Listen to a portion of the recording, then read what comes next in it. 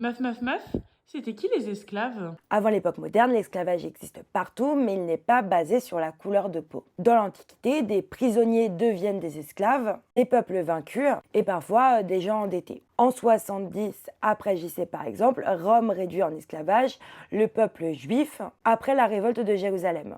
Et au Moyen Âge, des Slaves sont réduits en esclavage et vendus autour de la Méditerranée, au point que le mot slave a donné le mot esclave.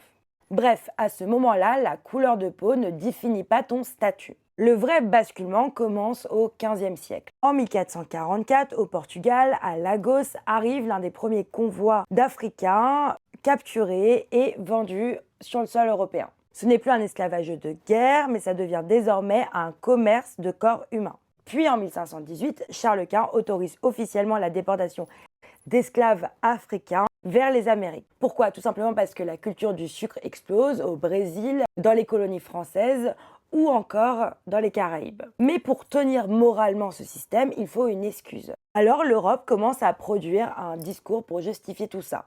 Les Africains seraient faits pour ça. Au XVIIIe siècle, les théoriciens racistes développent que les Noirs seraient inférieurs par nature. Puis, en 1774, en Angleterre, Edward Long décrit les Africains comme une espèce à part. Donc, la pseudoscience devient un outil pour justifier l'abomination qu'est l'esclavage. Du côté de la France, en 1685, Louis XIV signe le Code noir. Il transforme les esclaves en biens meubles, rend l'esclavage héréditaire par la mère et organise juridiquement un système où les personnes noires deviennent de fait une population asservie à vie.